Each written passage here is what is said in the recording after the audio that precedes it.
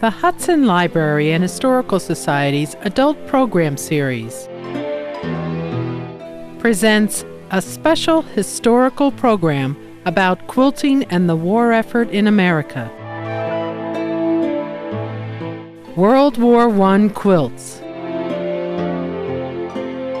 Presented by quilt expert Sue Reich, author of 3 books about historic quilts. Recorded at the Hudson Library's Flood Meeting Room on September 1st, 2015.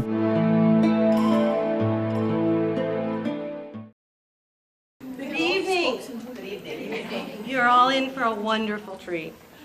If you toiled through traffic, through rain, through a hard day, you can relax and enjoy now.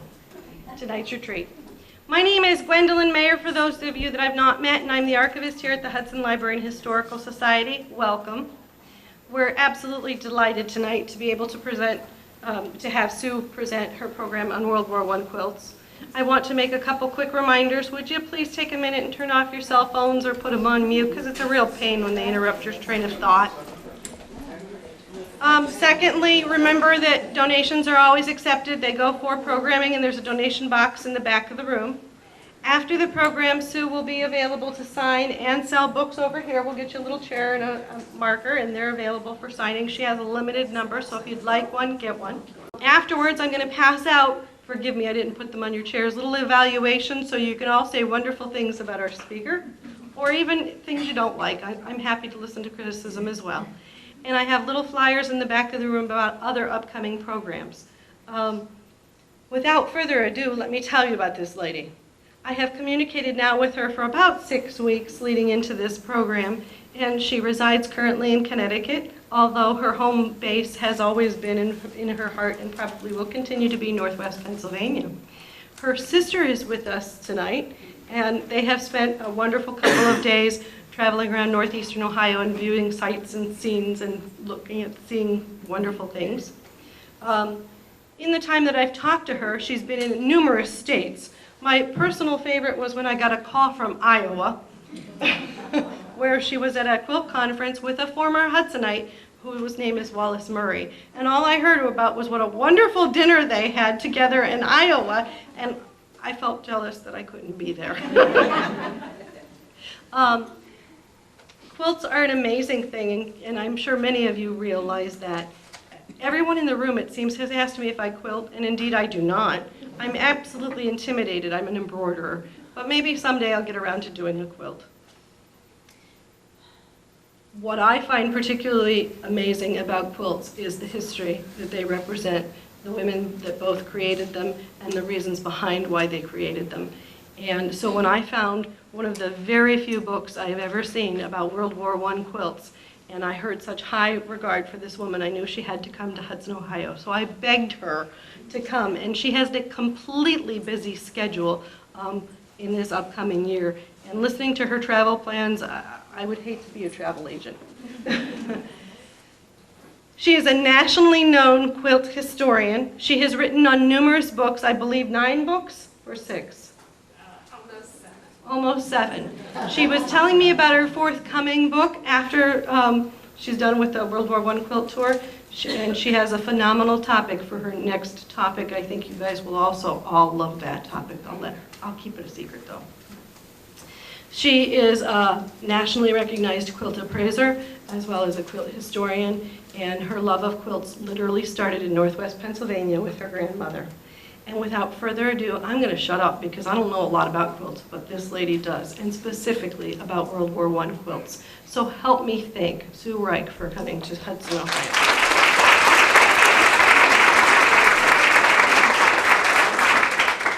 And I'm going to turn off my cell phone because mine would be heard by everybody. Sorry about that. Okay. All right. Thank you, Gwen, for inviting me. This is great. My husband and I started off our marriage here in the Western Reserve in Bedford, Ohio. And all my children, all 3 of them are Buckeyes by birth, and I always like to say that proudly. I always feel like I'm kind of coming home when I come back to Ohio. And it's changed a lot. Wow. I worked for 11 years at the Cleveland Clinic, and now I see Cleveland Clinic everywhere, including Florida. But I began my interest in quilts, as a child. My grandmother had a farmhouse in western Pennsylvania, and she sewed. She didn't quilt, but in order to keep us quiet, because she didn't have television, all she had was radio, she would give us the scraps, and we would cut up squares and make quilts out of them. And when I was here in Ohio, I had no idea then, back in the 70s, that I was in the hotbed of quilting, but we moved to Connecticut after that, and it was not that much different living in the Western Reserve and going back to Connecticut. After I got back there, the Ohio published their documentation book on quilts, and I inquired about the documentation project in Connecticut and was able to get involved in that from the beginning. So I was instrumental in helping to write and document over 3,000 quilts in Connecticut and write the stories about them, which is where so many of your roots all come from, that area. And then my interest in quilt history just blossomed, and I became interested in some of the quilts that we found in the Connecticut Documentation Project, and then World War II era quilts to celebrate the 70th anniversary of the war remembrance year, and then with the World War I remembrance coming up for 100 years. And that's pretty much considered the forgotten war, even though it was then called the Great War. So I felt that it would be necessary to write a book about World War I quilts, and it is the first book written about that time period, and I hope that someone will continue the research after I'm done. My next book, I'll tell about it, is Quilts Presidential and Patriotic, and it's coming out for the election year in 2016, and by then we'll all be sick and tired of hearing about the presidential election, I'm sure. But it's really a fun book because it's articles contemporary in time to the presidents and their terms in office. And then my friends in the quilt history world all made quilts, 24-inch quilts, to honor each of the presidents, many with vintage fabric. So there are 43 because, of course, Grover Cleveland had two non-consecutive terms as president, so there are 43 quilts. And they're traveling the country now. There is a book coming out, and right now they just opened at the James Madison Library and Museum in Orange, Virginia. So it's kind of fun. So hopefully, maybe I'll be able to bring them to Ohio in a couple years. So I want to talk about World War I. And maybe can we have the lights turned down a little bit so people can see the quilts better? Do you think that's possible? Thank you. There are quilts on exhibit upstairs and in the lobby, and I brought some quilts with me. Oh, that's great. Thank you. So my first sort of knowledge of World War I came from this picture of my grandfather, and it was always on the mantle of my grandmother's farmhouse in Crawford County, Pennsylvania. And as a child, we used to look up at it. My grandfather was alive, but here he is in his naval uniform in World War I. And then my father was a volunteer fireman, and he used to participate in the Memorial Day parades. And I don't know if y'all remember, but the soldiers, the veterans, would hand out the paper poppies at the parades. A most remembered poem from that time period, In Flanders Field, was written in 1919 by Canadian Lieutenant Colonel John McCrae. In Flanders Field the poppies blow, between the crosses row on row, that mark our place, and in the sky the larks still bravely singing fly, scarce heard amid the guns below. Now, how many of you had to memorize that when you were a child in school? Yep. And today, I don't even think World War I is a paragraph in the history books. Yeah. So this is a quilt that after we moved to Bedford, my next door neighbor, Bertine Southworth, showed me this quilt that she had. And Bertine was a teenager in World War I, and the quilt, she said, the top was made in Iowa, where her mother came from. And her sister was engaged to a World War II soldier, or World War I soldier that was going off to France. And they needed an extra comforter for him when he came to visit. So they found the top in the attic, and they quick tied it. And they tied it, she said, with the yarn that they were using to knit the socks to send to the battlefront to the World War I soldiers. This pattern is called Hole in the Barn Door, or Turn Dash, and y'all might recognize it. And at the time, I knew very little about quilt history, and I thought, really? That it seemed outlandish to me, the story. But as I did my research, I remembered the quilt, which I now own. Bertine gave it to me. And in the Modern Priscilla magazine in 1917 was published this instruction on how to knit garments to be sent to the battlefront. And here you have vests, helmets, gloves, and socks. And they were all made with that heavy-duty wool, that yarn that they used for the soldiers to keep them warm. Then when my son was stationed in Europe, we went to visit the Low Countries in Europe, and that would be France, Belgium, the Netherlands. And I would notice in the pastures these surrounds, these cemetery surrounds, and these are all World War I cemeteries that just dot the fields throughout that area. And the Common War Grave Commission manages 956 of these small cemeteries in Belgium and throughout France that bear witness to the military service of World War I. So World War I was an awful war, and I'm sure those of you that watched Downton Abbey and Selfridge, and I believe there's a Red Cross PBS program on World War I going on. It was a horrible war. It was the first chemical warfare. You have the tanks. There was horseback soldiers, airplanes, the trenches, the mustard gas. And these are poppies. There are over close to 900,000 poppies that were placed in front of the Tower of London last year to honor the sacrifice of the World War I soldiers from Britain. And these are all ceramic poppies that were placed in front of that tower last year. Now, women were involved in quite a bit during World War I. Remember, we did not get involved in World War I until 1917, April of 1917, and even though the war started in 1914. And Wilson ran on a platform of absolutely not getting involved in the war. But after some American ships and the Lusitania was sunk, we had no choice but to get involved in the war. So our involvement was for a very short time, only 18 months. But women were involved in all kinds of things in the 19-teens. One was, of course, temperance. Did you just love that?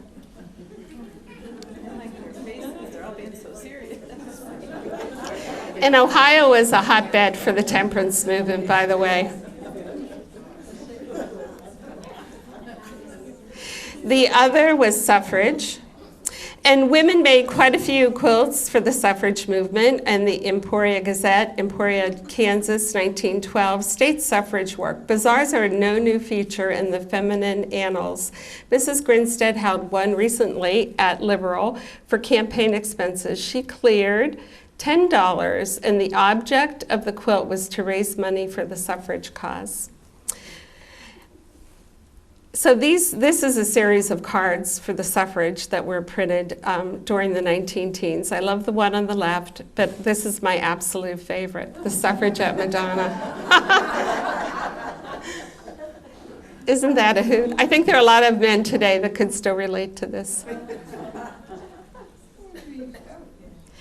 And they were also involved in quilting. And the 19 teens is a very dynamic decade in quilt making. And so the whole first chapter on my book, I focus on the 19 teens.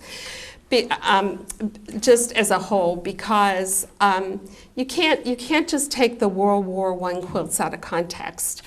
So there was all the old kind of quilt making going on. You had the wool quilts, the crazy quilts,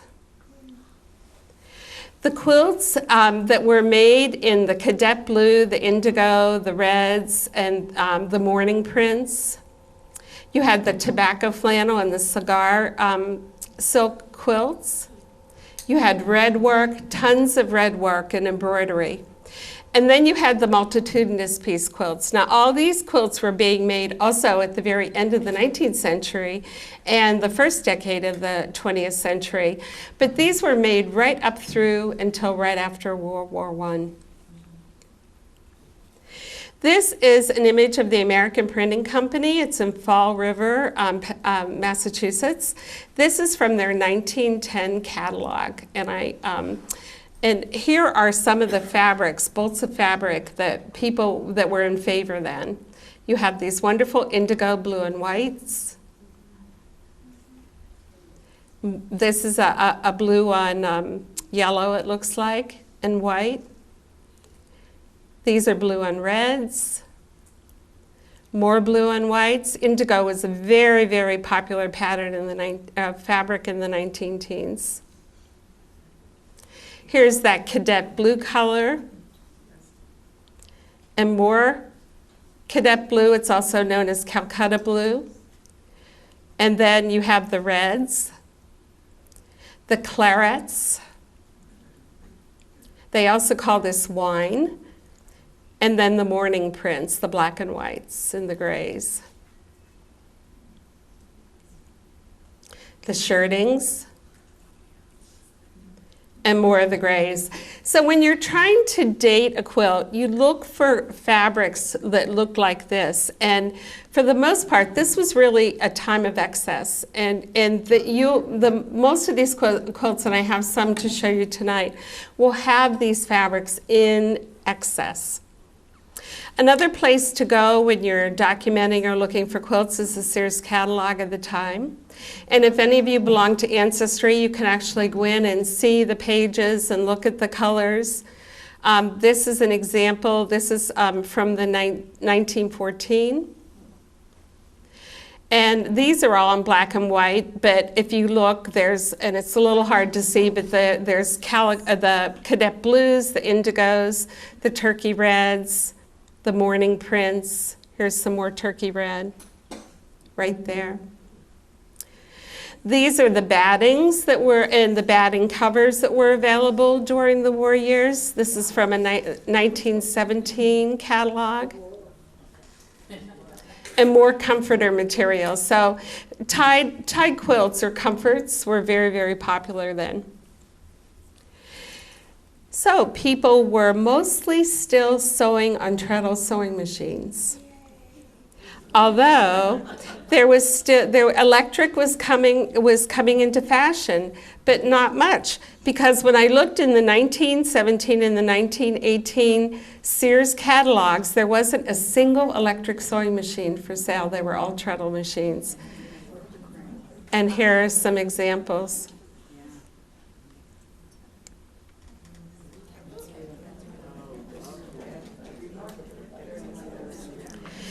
So this is what is called a boy needle case.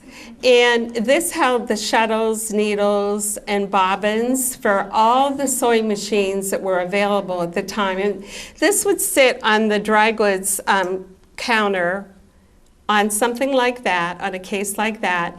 And you would go in and see what your style of sewing machine is, and they would just dial to where it is in the wheel, and just take a look at all these sewing machines. There were over 99 different varieties of sewing machines that you could, just in, shuttles, bobbins, and needles available in this case.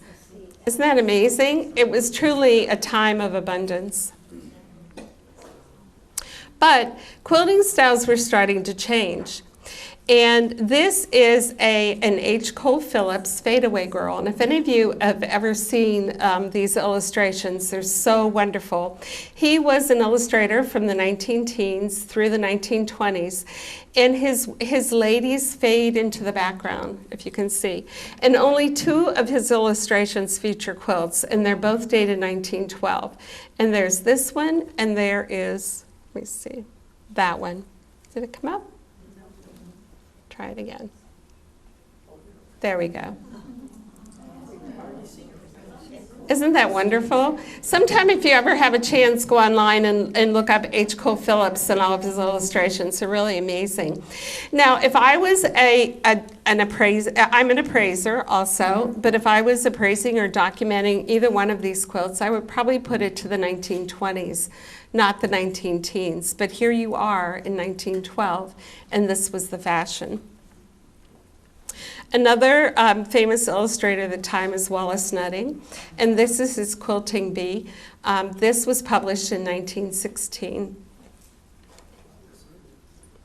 And then patchwork quilts, it said, went out of style, and now they're coming back in 1910. I don't honestly think from the examples that we have today that they ever really went out of style, but this came from a newspaper article in 1910. And this represents what I believe is the very first national quilt contest. It was called the Revolutionary Quilt Contest. It was held by the Ready Sew, R-E-D-D-I-S-O-D-E, Ready Sewed Batting Company of Cincinnati, Ohio. The winning quilt is on the right. It was made by Mary A. Beers. She was the daughter of Silas Beers from Stratford, Connecticut. He was a drummer in the Revolutionary War. And the only criteria for the event was, for the contest, was that the quilt had to be made by someone who was a descendant of a Revolutionary War soldier. She won first place. She won $100. It was a national competition. There's a close-up. This is a Mariner's Compass quilt.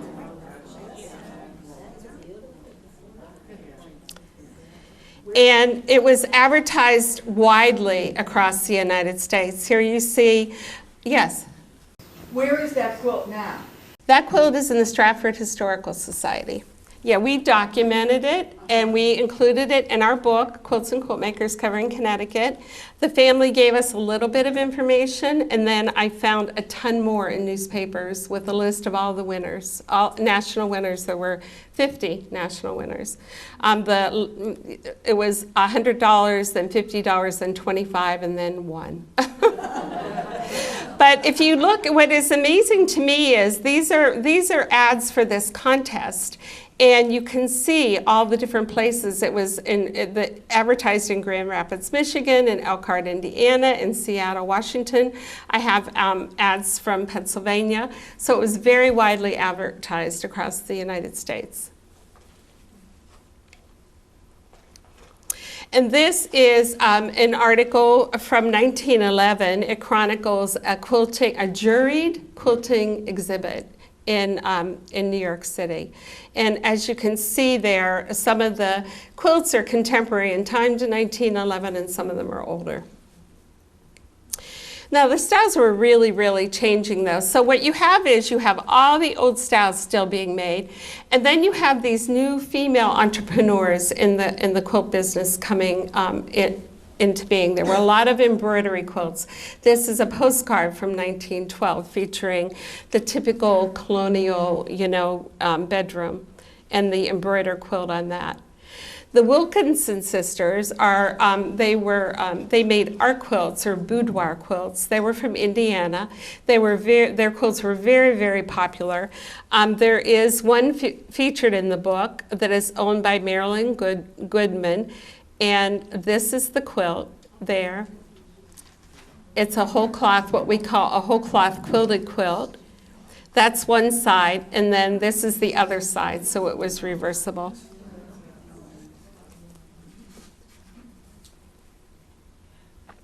Other female entrepreneurs at the time were Ruby McKim, Marie Webster. All these women got their start around 1912, 1914. And then the war hit. And basically, all quilt making in America stopped.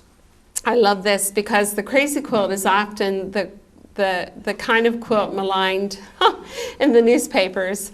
Here you see it being the political crazy quilt of Europe in reference to the German Empire in World War I.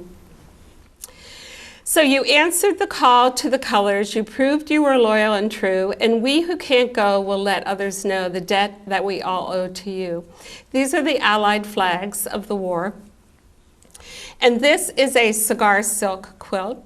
It is very small, 22 inches by 26 inches. In the center, you see the panel that was similar to the postcard with the Allied flags, and then yes. What is a cigar? So cigar silks are about 2 inches by maybe 3 inches. They were wrapped around cigars, and then the cigars were sold. I call them peace offerings to the wives of the imbibers. Because if you ever lived with a cigar smoker or a tobacco chewer, you know, you had to do something for the women of the house. So this was it was a wonderful marketing tool, isn't it? So you didn't mind if your husband smoked because you had all these wonderful silks for your quilts. And this is a quilt. It's pretty hard to see, but it is on exhibit upstairs.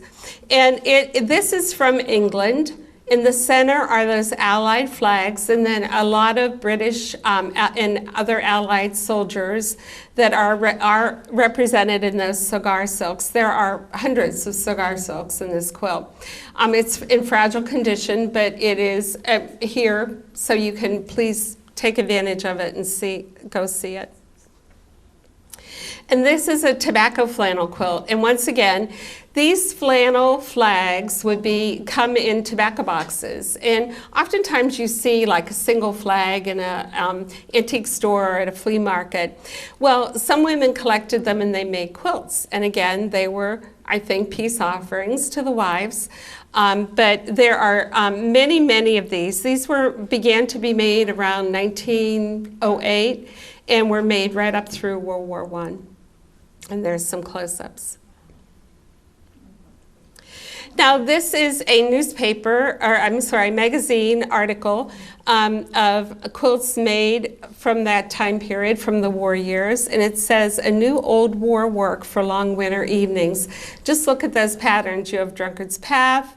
You've got that Wheel of Fortune, circular wheel that's very southern. Unfortunately, I don't know the magazine that it was published in. I'm sure everybody's eyes go immediately to the swastika. But keep in mind that the swastika prior to World War II meant good luck. It was a symbol in ancient American Indian culture and ancient Asian culture. And there were actually quilt guilds called swastika quilt guilds prior to World War II. You know, what's so astonishing is that all those were made before templates. Mm-hmm. You know, and that lady, a couple slides back, all those points were so gorgeous. And to be able to craft that without... Well, templates, they had templates, but they used cardboard, or they used journals, newspaper, and newspaper was fabric until a time. So they had templates, but the precision, yeah, they didn't have paper, well, they did have paper piecing, English paper piecing, but those weren't made that way. They were made with templates. Right, you have to keep redoing them. So this is a modern Priscilla. I find this very interesting from an historic standpoint. This is Calling the Quilts into Service for Our Country, September 1918. This fascinating article encourages women to make puff quilts, often called biscuit quilts, in order to conserve wool for our soldiers on the battlefront. Let us help them carry on the work by making quilts. Let me go up a little bit here. and use less coal. Quilts and puff quilts are certainly very good blankets because the puff adds a layer of air to the quilt. And so they encourage people to make these kind of quilts. If you can see at the bottom on the right are one of those puff quilts. And historically, we viewed those a bit as novelty quilts. But when you see that there is an actual connection to the war, it makes them even more special. Now, red work was another very popular kind of quilt making during this time. This is a Canadian World War I quilt.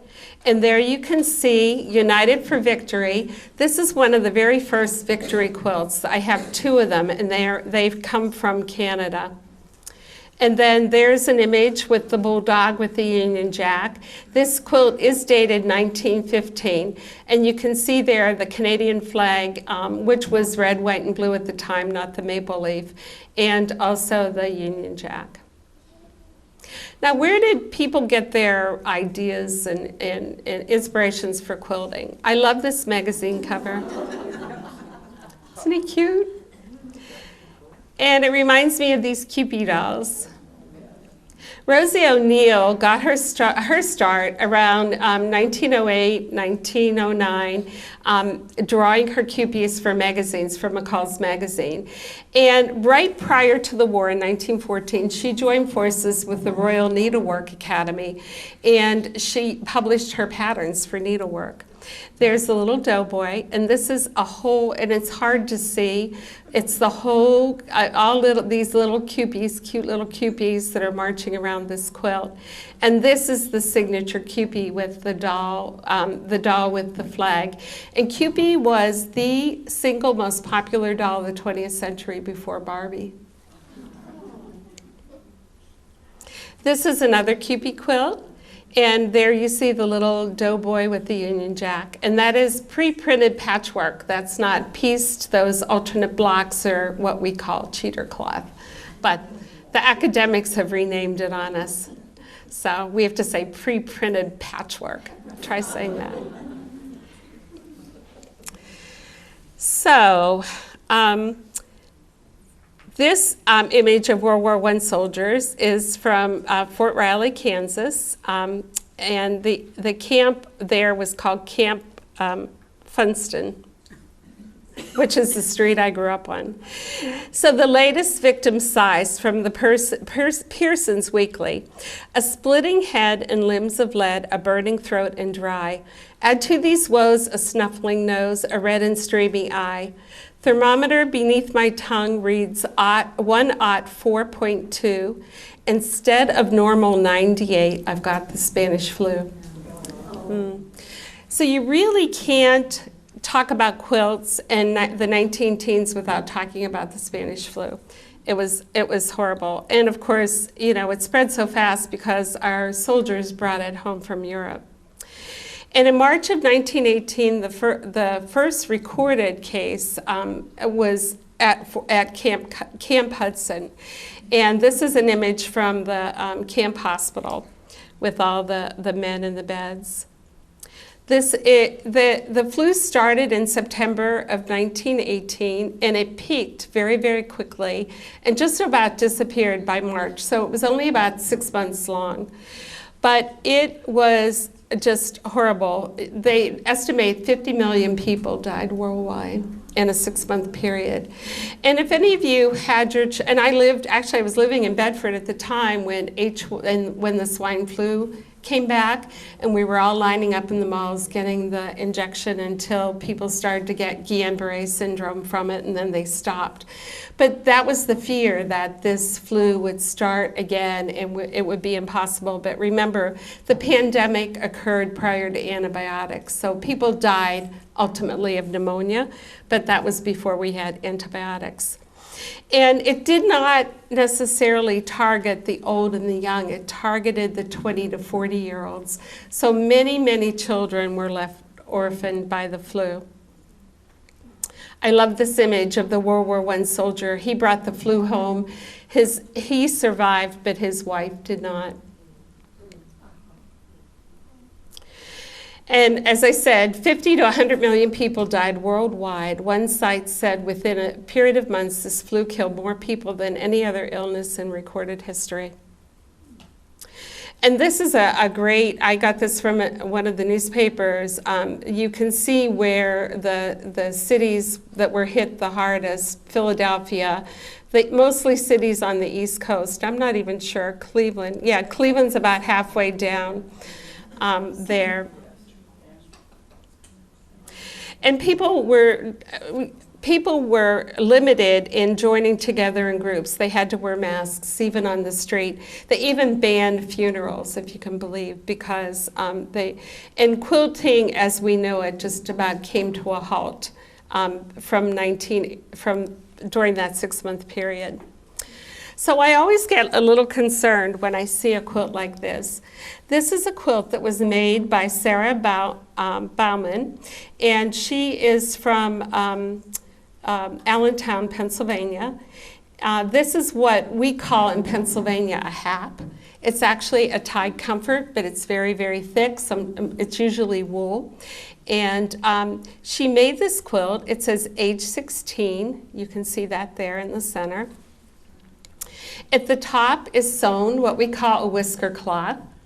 And that is, you can see it's stitched on with very, very big stitches, because you know how we slobber and drill on our quilt, on the tops of our sheets at night. And husbands, your whiskers, they rub on the quilts. So this was there to protect the quilt, and it could be removed and replaced and without damaging your quilt. It's a very Pennsylvania thing to do. I don't know if you ever see whisker cloths here in Ohio. But this quilt, very, very heavy, is in total mint condition. And then she also made this quilt. This one was made in 1916. It says leap year. So obviously this young girl had love on her mind. Here's a close-up of that. And then you also have this tobacco flannel that's sewn into the quilt. And this is the whisker cloth. So I often wonder what happened. Why weren't these quilts used? They're in total mint condition. Why weren't these quilts used? And you know, you can only guess, venture a guess. Did she die from the flu? Did he die in the war? But obviously, she made them for her intended marriage. And you all remember the Velveteen Rabbit. The Velveteen Rabbit came out in 1922. It is about scarlet fever, but you could apply it to the flu also. And if you recall, after the little boy recuperated, all of the bedding in the room was burned, and the rabbit fairy made the Velveteen Rabbit real. So now we're going to talk about soldiers' quilts. And why were quilts not made during those years? You said quilting just stopped? Because, well, they were gathering together was banned. Well, quilts were made during that time period, but gathering together was banned. And we'll talk about the quilts that were made during that time period. But gathering together in a group was virtually banned. Did it have to burn? The government, in the newspapers, the government came out with directives as to how to clean the sick room. And some of the recommendations were boiling the bedding, soaking the bedding in gasoline, or burning the bedding. So it actually amazes me that there are any quilts still alive, or here extant prior to antibiotics, because if that's the way people had to clean their bedding, then it's amazing that we have anything still. So this is a bed cover. It is a crocheted bed cover. It's absolutely beautiful. I laid it on a red backing so that you could see the imagery on that. The Star Spangled Banner is around on the sides. And then it says, "To keep me flying, fight for me, work for me." And these are all doughboys on this. This was courtesy of Laura Fisher. And then this quilt is a quilt that was made by a mother for her son during the war. And on the back of it is embroidered, 1917, made for my son, T. Cox. Now, this is a silk pillow from the war, and you can see Woodrow Wilson, who was our president then, and his picture is above what is called a service flag or an honor flag. And this was a flag that was designed by an Army captain named Robert Quisner during the war. He had 2 sons fighting, and people would fly these in their windows during the war. This is a beautiful pillow with images of the war, and then Wilson in the center. And after the war, the Blue Star Mothers were made an official national organization. And this is a Blue Star quilt. This is all machine done, machine embroidered. So they had these machines available. But you can see those Blue Star or Honor service flags, and then our artillery and infantry. And that is on wool, which would be uniform grade wool. What year was it made? This is World War I era. And then this is a Patriot Shield quilt. You see how a quilt maker would get her design from maybe a postcard like that. This is the quilt in its entirety with the Patriot Shield in the center. And then this is a crazy quilt dated 1918. It is from the Arch Street Methodist Episcopal Church from Turenum, Pennsylvania. The Methodist Episcopal are, hands down, the most prolific quilt makers of the late 19th century, early 20th century. This was a very interesting quilt to research. In the corner, it says President W.W. and Governor M.B. I had to go all the way to Pennsylvania in the alphabet of states to find out it was Martin Brumbaugh. And then there is the date, December 11th, 1918, so it was finished just a month after the war.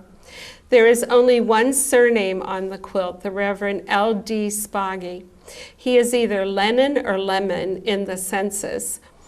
In the 1910s census, I found him in Alliance, Ohio, which is in Stark County, as a minister. Now 26 years old. In the 1920 census, I found him living in Turenum, Pennsylvania, and there is an Arch Street in Turenum, and the DBS is for his wife, Daisy.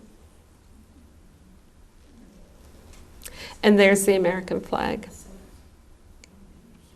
Another quilt made during that time period is this really neat turkey red quilt. That faded area at the top, it was probably a Congo red that was fugitive or fugacious, and the colors just ran away over time. But this is a close-up of that quilt. This was probably a WCTU, Women's Christian Temperance Union organization, that sponsored this 1917-1918 making of this quilt. On there you see Frances E. Willard and Carrie Nation and some of the names of the people that were very prominent in the WCTU. Take a good look at that. And does anyone see machine quilting on that? That is continuous line machine quilting, contemporary to the quilt, probably done on a treadle sewing machine. So they had pentagrams, just like we have today. I think your Peg is studying that. We have somebody in the audience that's studying this. And so they had big frames that they could, and pentagrams that they could feed these through treadle sewing machines, edge to edge, just like our long armors do today. There is nothing new in the quilt world except digital. When I first showed this in an exhibit, someone took me to task and said, "I can't believe you sent that quilt to the long armor."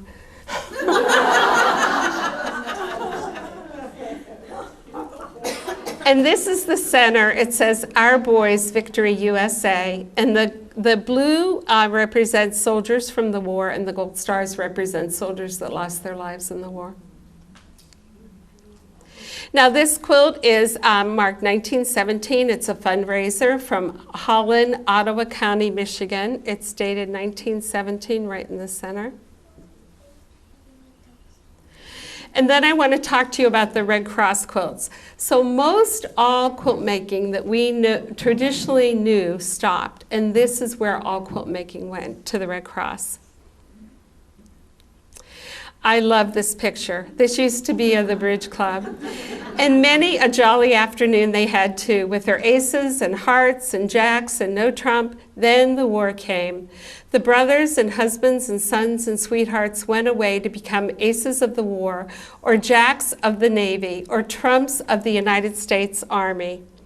The afternoon meetings continued, but the scenes changed to Red Cross workrooms, and serious, busy fingers of hundreds of thousands of patriotic American women have been making bandages and surgical dressings to alleviate the sufferings of their boys and your boys, who responded so gallantly to the country's needs. They are giving their devotion to the cause of humanity without stint or murmur, and now comes your time to give your approval to the work your Red Cross has been doing. So when you see this is not a Red Cross nurse. This is what people used to get dressed up like to go into the Red Cross workrooms and to package up the packages of bandages and wraps and gauzes that would go to the home front. Here they were making a quilt. This particular quilt is from Omaha, Nebraska. It's a sunburst pattern. It raised $206.25 for the Red Cross.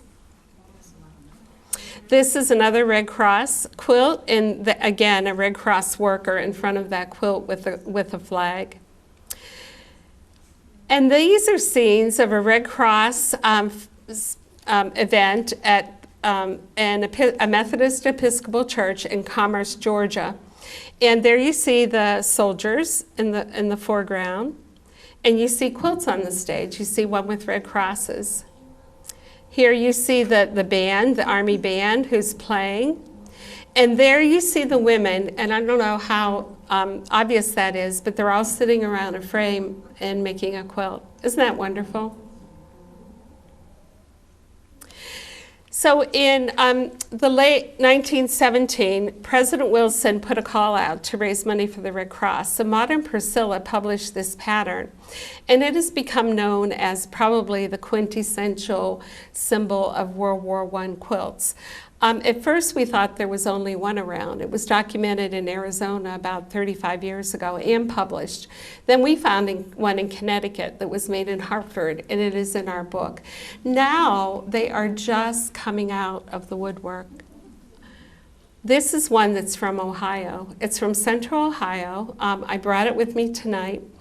The names of soldiers are in blue around the cross, the Red Cross in the center.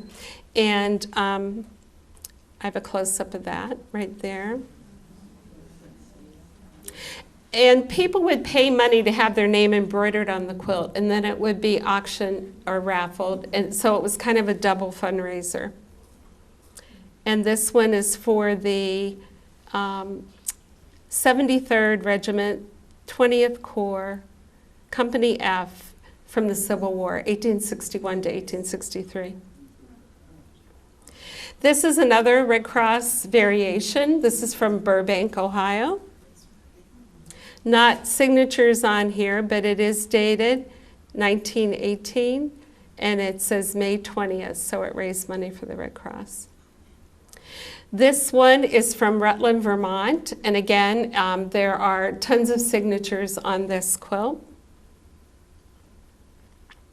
This one was made by a woman from Greene County, Virginia. Shanae Beauty was her name. And there is a picture of her and a close-up of the quilt. This is another variation. So you can see all the variations of this Modern Priscilla pattern. This one is a quilt that this gentleman won during World War I. In a raffle, and then he allowed it to be raffled off during World War II to raise money for the Red Cross. So it was in a World War II era newspaper. And again, this is another neat version, and you can see that the names are all embroidered in star designs. This one is made like the service banner or the honor roll flags.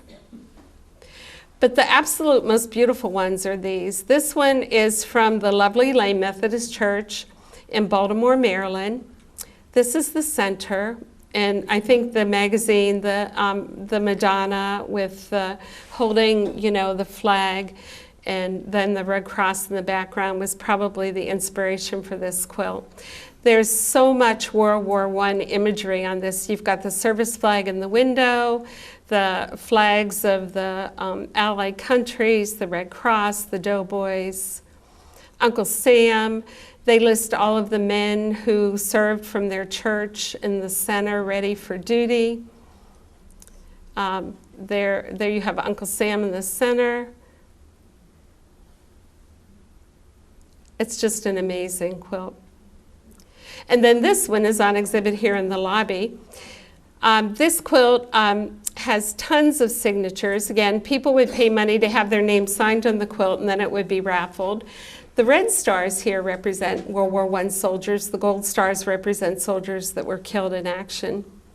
And in the center it says, "Greetings to the 124th Field Artillery from East St. Louis, Illinois." And it's dated 1918, so it was made to welcome them home. And then this quilt, if any of you went to the red and white exhibit in New York that was held about 3 or 4 years ago, this quilt is owned by Joanna Rose. It is another variation of that Red Cross quilt with a lot of wonderful embroidery. It was made by the Newburgh chapter of the American Red Cross. And it is just spectacular. It's a summer quilt, so it doesn't have any batting or backing, but the imagery on here is just incredible. We'll take a moment to look at this. This is 1918. Poughkeepsie is there. You've got some wonderful images all over this. Would they have drawn those, or was there some? Probably someone would draw them on, and then somebody would do the embroidery on this. But it's just an amazing piece.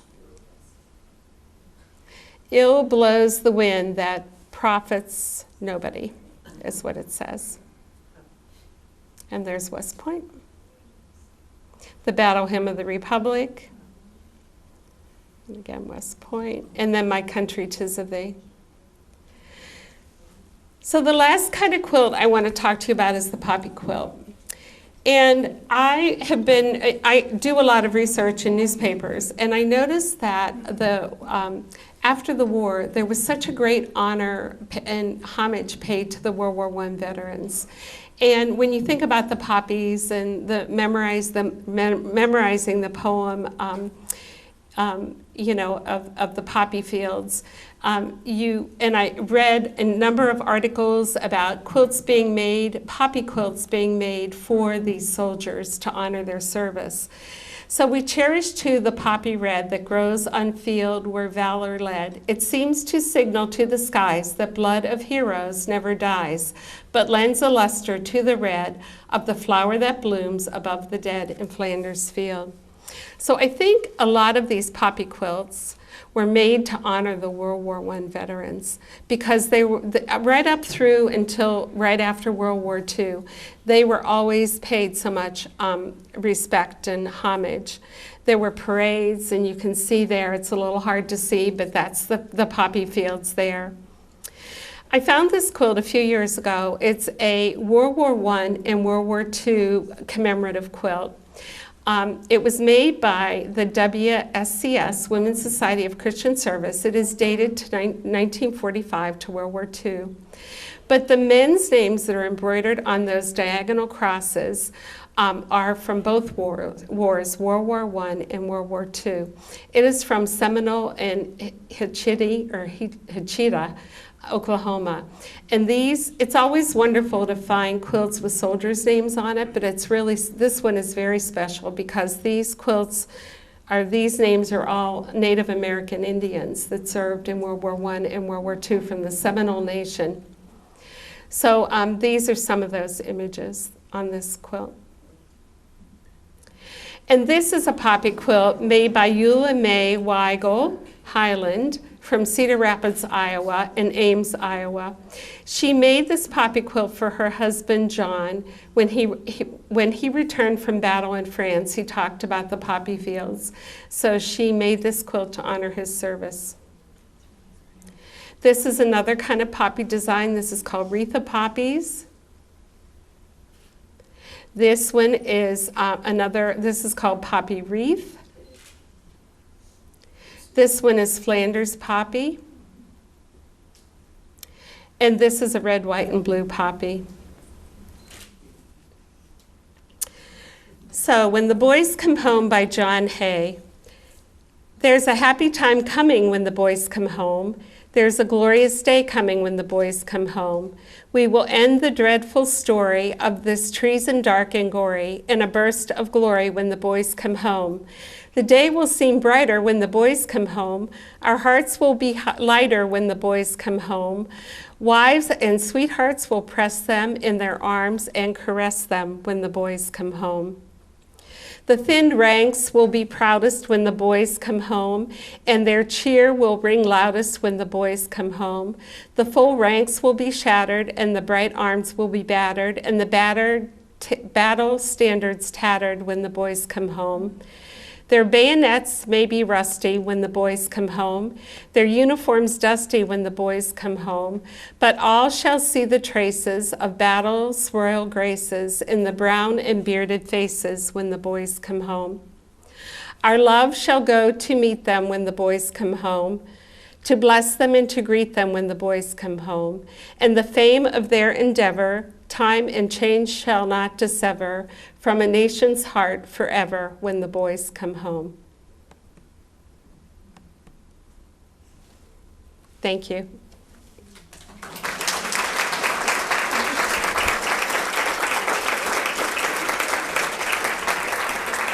Yes. There's a wonderful World War I museum in Kansas City, Kansas. Yes.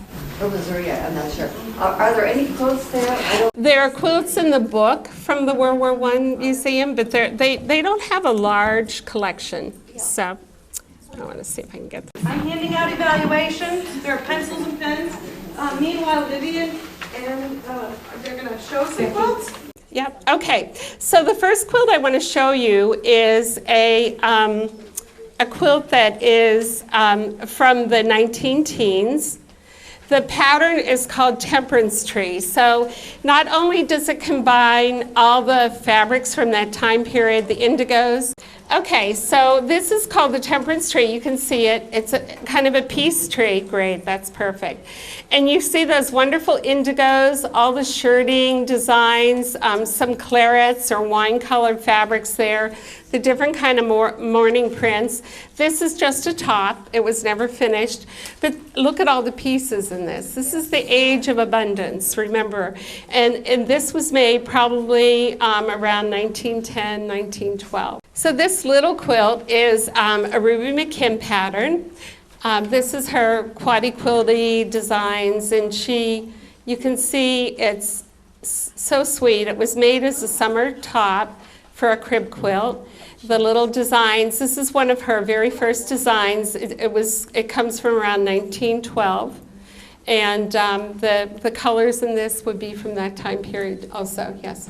How did they transfer the design to the fabric? She's, you know what, I think iron. She sold her patterns, so you iron them, he'd transfer them on. If anybody knows any different, please speak up. The wonderful thing about quilt history is it evolves, and we all kind of add to the knowledge of one another. Many people are doing research in all kinds of aspects of quilting, so I love for people to join in and share. Okay. So this is another one of those multitudinous piece quilts, for a lack of a better term, that's what I call it. So you've got that red, all those colors that you saw in that catalog and from the American Printing Company are in this quilt. All those indigos, the reds, the shirtings are all here. And it's a kind of a very graphic pattern, even by today's standards.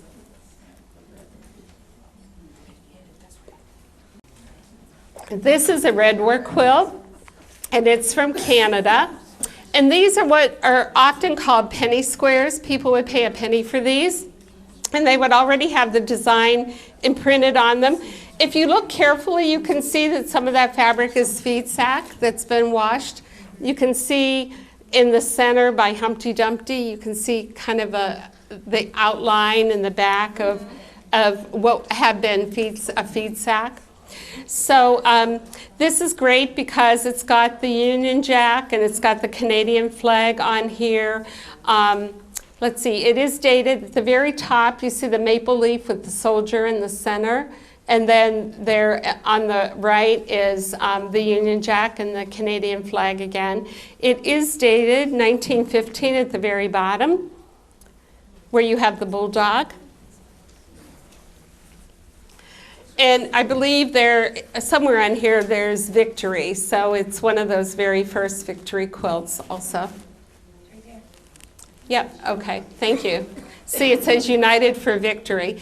And I thought, doing the World War II quilt book, that World War II was the time period for Victory quilts, but no, they were made during World War I also. Yes, Peg? Just out of curiosity, when did Canada enter the war? So Canada entered when Britain entered because they were part of the British Empire, and they still are, so. Were those embroidered on the squares before they were sewn together? Probably, yeah. And what about the ones with the names? You know, on your church quilt? Oh, they're usually made in blocks and then embroidered. You know, each block is embroidered and then it's put in the quilt. This is the one that is the radiating star.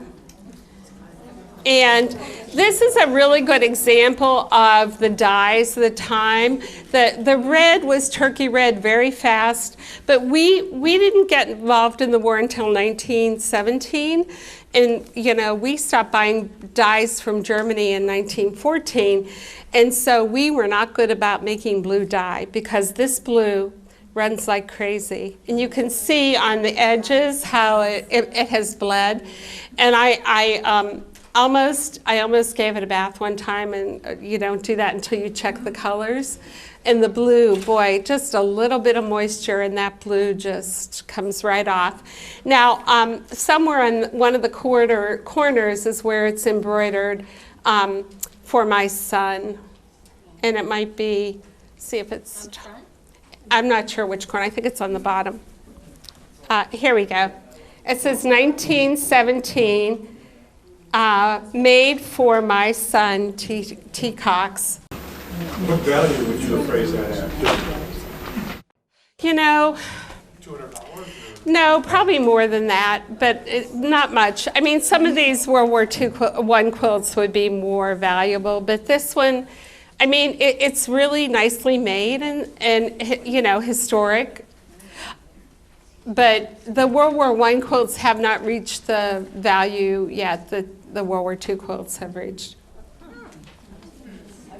This next one is a quilt that, yeah, and the top is up here. This is the top. Okay, so this is, you know, a chevron design, a uniform chevron patch design. It's wool. It came from Maine. A friend of mine saw it in Maine in an antique shop, and she told me about it. And I got it from her. It's all suiting fabric. And the solid green is World War I uniform suiting. Very graphic, isn't it? Very graphic.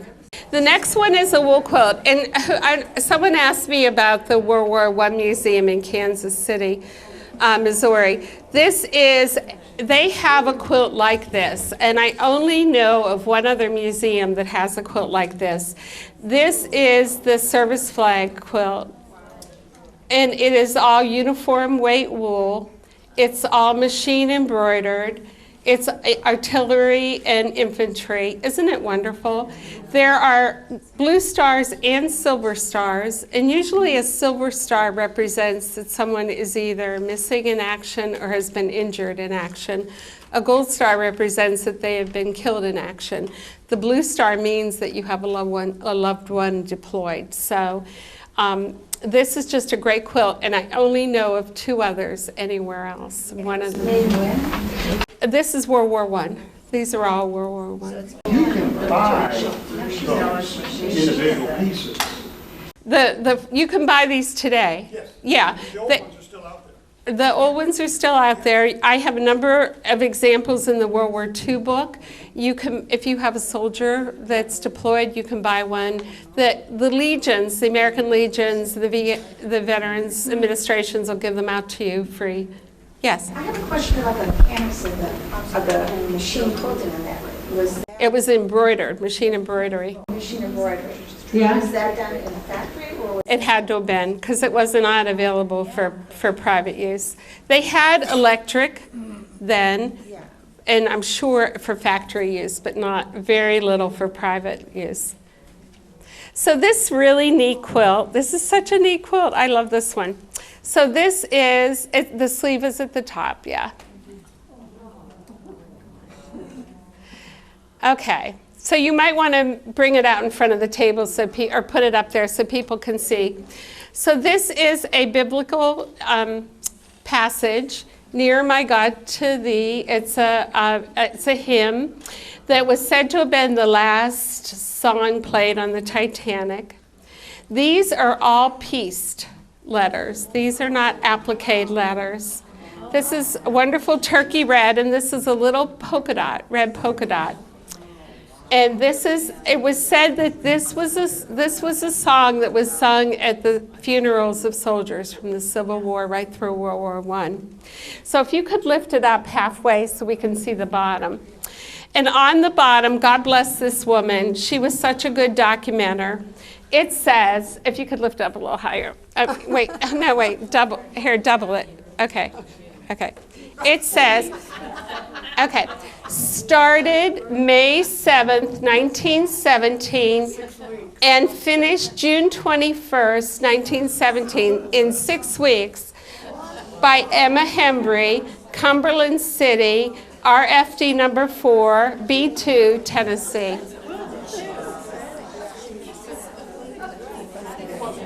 Isn't that wonderful? I might get one a year done.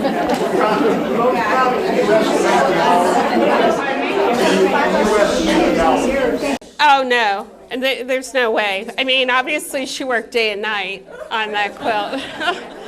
And probably by oil lamp, but, you know, it's just an amazing piece. Now this was made like a quilt. Was it a table cover? I have no idea. But this has got some great imagery on it again. And there are names of people from all over the world on this. It makes no sense to me. England, Scotland, London, America, New York City, Ireland, just all over the place, and mostly British, from the British Empire, but it's got great imagery on it. There's New York City, 1917, and flags, and just, it's really a neat piece, and in very good condition. This is one of those Red Cross quilts. It is actually also from Ohio, from Central Ohio. It's a variation of that pattern. It's done in the chimney sweep album design, but obviously the Red Cross is front and center, and then there are names around the crosses on that. And then red work, tons of red work during the war. And the last one we're going to show you is one that has a connection to the pandemic flu. And it's really sweet. I did not get this quilt in time for the book, but it's got such great imagery on it. It tells you all about cleanliness and how to be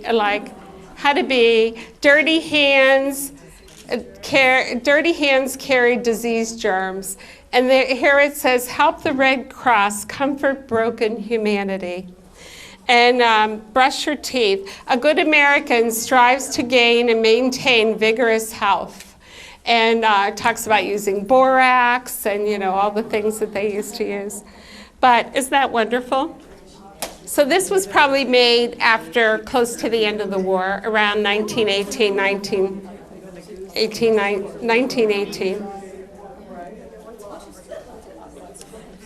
Is that it? Does anyone have any questions about the quilts? Yes, sir. Would that have been done as part of a trip where you went to different places? Because there's a steamship company flag on there, not military, or not a U.S. flag. It's very possible. It's very possible. Come up and take a good look at it afterwards so you can see it. And any of these quilts that you want to come up and see before you go. Because, you know, who knows? Nobody left the provenance with the quilt except for Emma there. She was a godsend. And how many here are quilters? How many of you started to quilt around the time of the bicentennial? The millennium.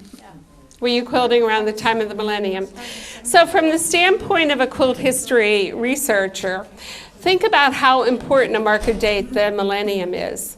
So most of you sitting here are the quilt makers at the turn of a century and at the turn of a millennium. That's pretty amazing. And historically, in 50 years, 100 years, 200 years, people are going to be looking back on this time period and they're going to be researching you. So make sure you sign your quilts, date them. Yes? If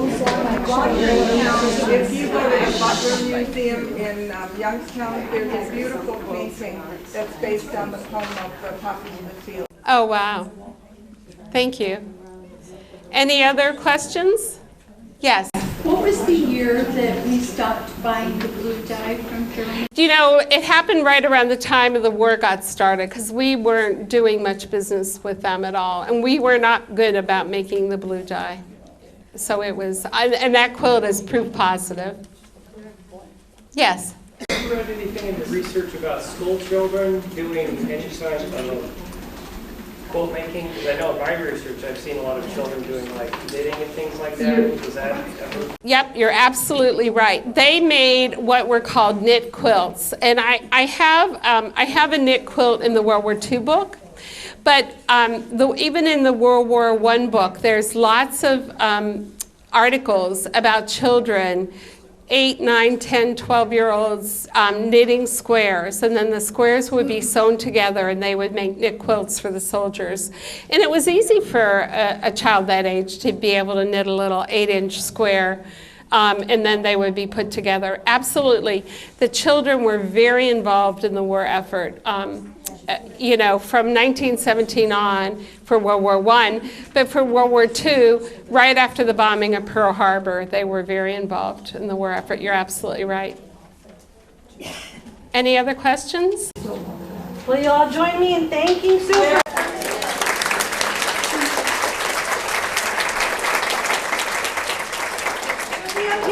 To sign books and to sell books if you'd like. Don't forget on the back counter there are future programs, and if you leave those evaluations at your seat, I'll pick them up. Thank you all for coming, and go home and make a quilt.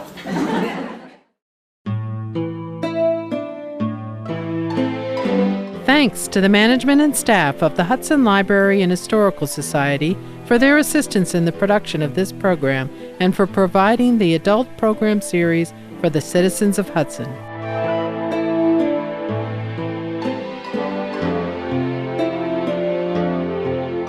For a DVD or Blu-ray copy of this or any HCTV program, contact Hudson Cable Television at 330-653-2500 or via email at hctv@hudson.oh.us.